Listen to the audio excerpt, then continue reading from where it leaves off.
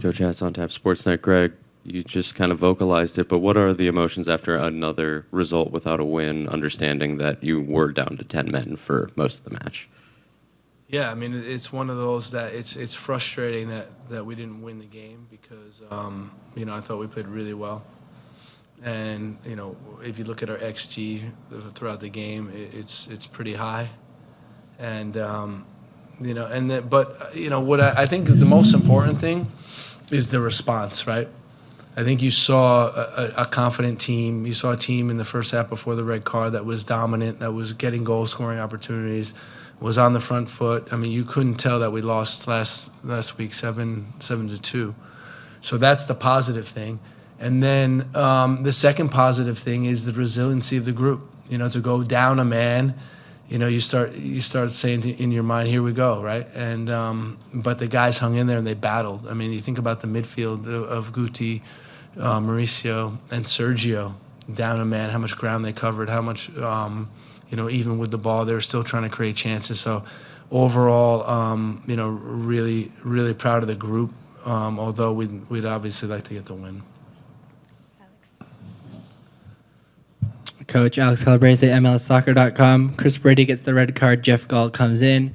You only have 2 goalkeepers on the first team roster. Patrick Lowe's doesn't have a contract, so he's not eligible to be called up. There we go. So what's the situation? Exactly. What's the plan? What's next? I don't even know. I don't know. Honestly, I'm going to figure it out after this press conference. But we'll do something, right? We're going to have to do something. Jim? That's a good point. Hey, Coach, Jim Alexander, Real Talker. What changed? You said the response was so much better, and it was obvious. Do you think it was the intensity, the effort? Like, what do you gauge as what the response is actually? How do you weigh it or kind of see it? I mean, when we look at this series, this winless series, it's important to think about each individual match and evaluate how we played. And by and large, in a lot of the matches, we haven't played badly. Nashville was an absolute catastrophe, and that's an outlier. When you think about Cincinnati, I thought we played fine. I thought we played, a good game. Red Bull away, I thought we played fine. Miami at home, I thought we played fine. Today, again, I thought we were dominant, more than fine. So to me, it's really about the response from last week, which was an outlier, but nonetheless, it takes a toll on your confidence. And the guys, the most important thing for us was being able to talk through it throughout this week. And I mentioned that in the press conference on Thursdays. Like we sat down and we talked through it. What's our identity? Who do we want to be? What are our standards? And then they went out on the training pitch and trained it and trained hard. And so that's what you could ask this group. It was a great response, and frustrating that we didn't get the win. Hey, Greg, Tim Hotsey, Minute Red 97. So speaking about that confidence, the attack came out today, almost doubling up on the XG of Orlando, despite being down a man for more than half. Yeah. How difficult is it going to be to keep the confidence of that group up, considering that they did absolutely everything in the attack other than get one into the net? No, I think normally those chances go in, and I think over time, the more you get those chances, the more you're going to score goals. So I think that will be okay. But one of the things I'm surprised that we had, how many questions so far? 4 questions from you guys? And we haven't talked about Chris Cupp starting at center back at 16 years old. I mean, come on. What are you guys doing? Alex, what are you doing? That has to be the first question. How many center backs start at 16 years old and get a shutout down a man? Right? I mean, come on. Listen, I think we got to talk about him. We have to talk about his performance and his bravery, and think about a young kid coming in after losing 7-2 and the pressure on him to perform. And the way he performed today, it was not perfect, but it was, in my mind, it was outstanding. It was a great starting debut in front of the home fans. That was your question? That was my Thank question. you. The fifth question, you guys. Based on that and the youngster and the defense, what did you like on the backside? You said they were lucky a little bit, but what did you like the way they performed out there?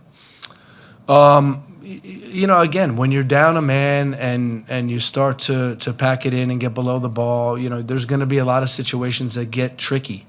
And I think we kept our composure.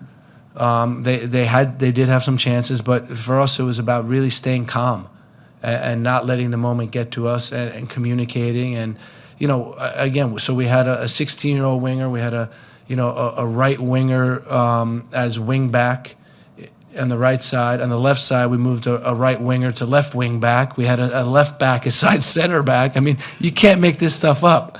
And still, we got a shutout. So I mean, that's what I'm talking about when we say mindset. And the guys hung in there. And I mentioned the midfield in front of them and Hugo in front of them just worked and did their jobs. Coach Jose Gudiño, Conexión Deportiva. Greg, what do you think is missing to turn performance into positive results in front of your fans, in front of the home crowd?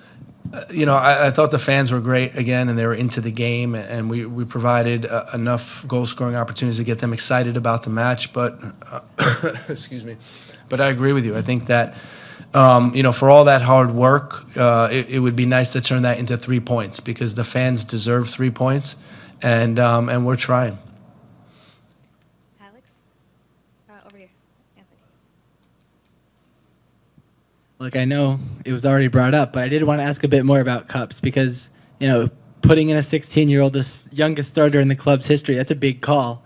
So I want to talk I want to ask if you can talk a little bit about that decision, what went into that process, and where you think he is now going forward.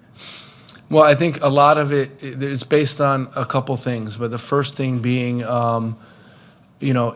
what we saw from Chris in preseason was outstanding. And unfortunately, he went with the U17 qualifying. We didn't get to have him throughout the remainder of that preseason. So it set him back a little bit. But, we got glimpses of that time period where we say, okay, this kid can play. He's an exciting player.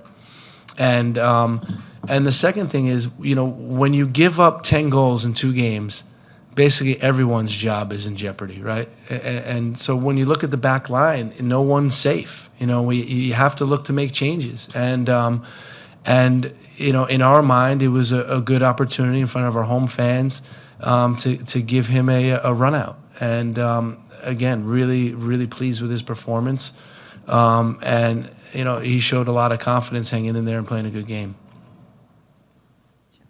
Slightly different age scale, but Jeff Gall makes his MLS debut coming in, makes that big save in his first half stoppage time. Just curious what you thought of him in his first top flight game in years.